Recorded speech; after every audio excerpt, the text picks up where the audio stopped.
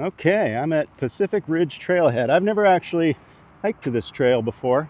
I've come at it from El Morro on the coast, um, down on the highway, and climbed up to the very top, and then turned around and went back down. I was hiking with someone, and so that's just what we did.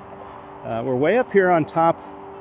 That's the toll road down there, the Newport Toll Road. And I forget the number of it, but this is the valley heading up towards San Bernardino and LA, up that way.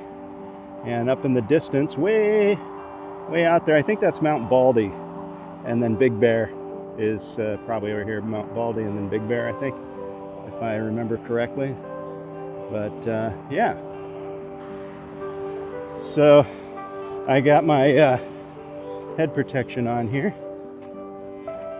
Let's check it out. Yeah, I've never been up here, surprisingly, as long as I've been coming up this way.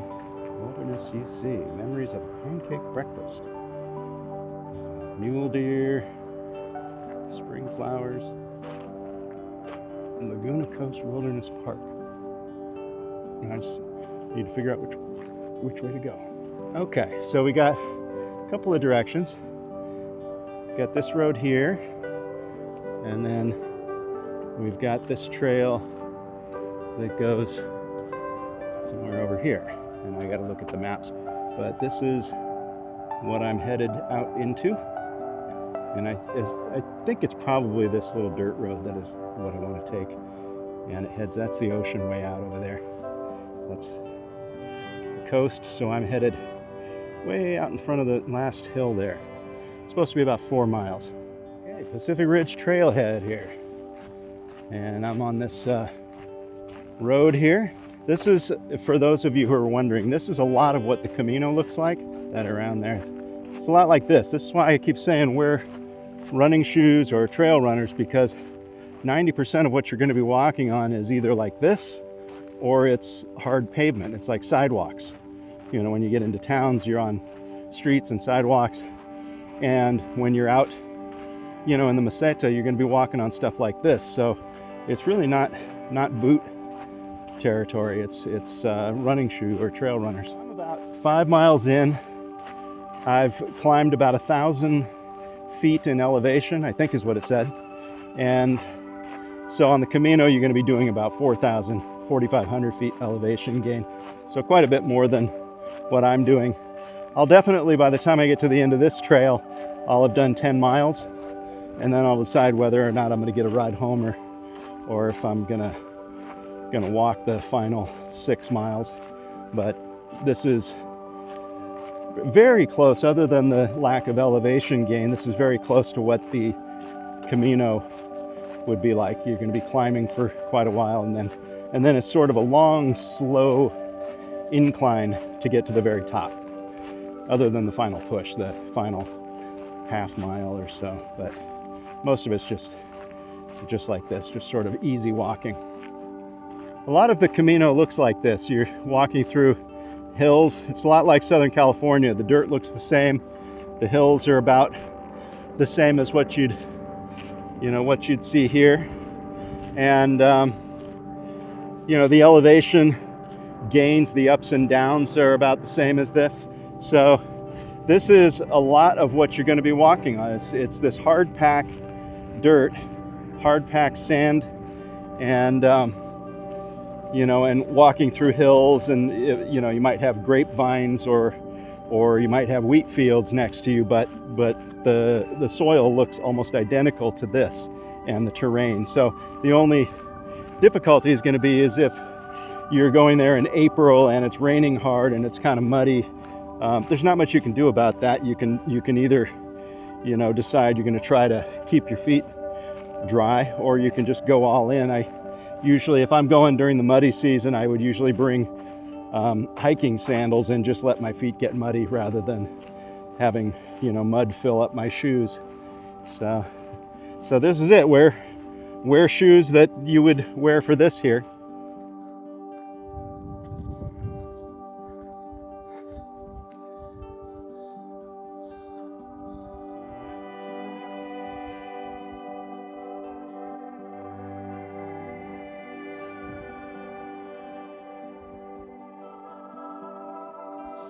So it's hills like this that are what cause the patellar tendonitis. It's this, when you're coming down real hard on your knees, you get a hill that's kind of like this. So it's important to go real slow and don't let any impact hit those tendons. So, go side to side if you have to, kind of serpentine your way down. But the last 5 miles or so of day one is a hill like this, where it's just kind of straight down. That's if you take the left path, the one that's marked for the Camino. There's a right path that's marked in red and white. It's as far to the right as you can go after the sculpture, and that's a much easier path. It's a sort of a slow decline, paved road, much easier way to go. That's the way I go now, because I did the forest path the first time and it destroyed my knees. That's how I ended up with the tendonitis in my knees, and the uphill was what gave me the tendonitis in my heels. So I was, having a lot of trouble. But so just take it easy on the first day. When you get to the sculpture at the very tip top, you'll see people kind of sitting there wondering which way to go, because there's arrows pointing different directions. And I did, on my first Camino, I went the left path down through the forest, and every time after that I've taken the right, and it's just so much easier. And you get this nice view of the valley, and the town of Roncesvalles below.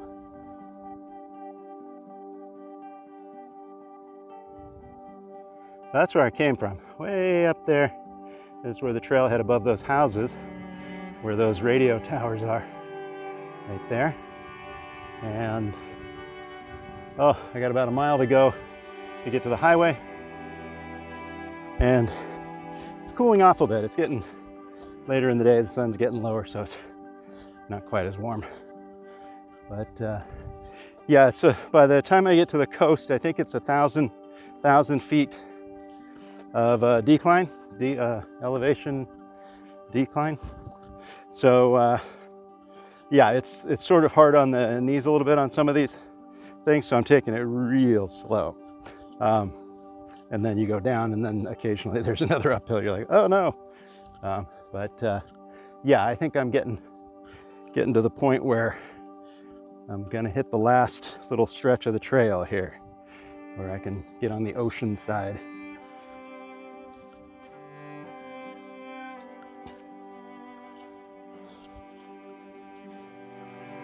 With how many homes are here in California, you don't realize there's a lot of open space. This is right on the coast. You're overlooking the water, and it's just this big empty piece of land with hiking trails through it. So you don't realize there's a whole plateau over there that's got nothing on it.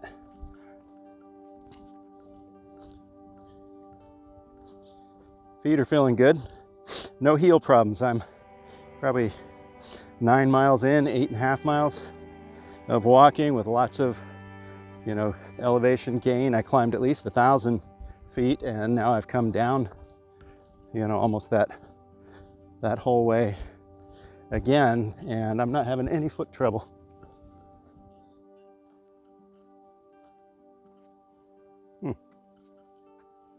Those are nice.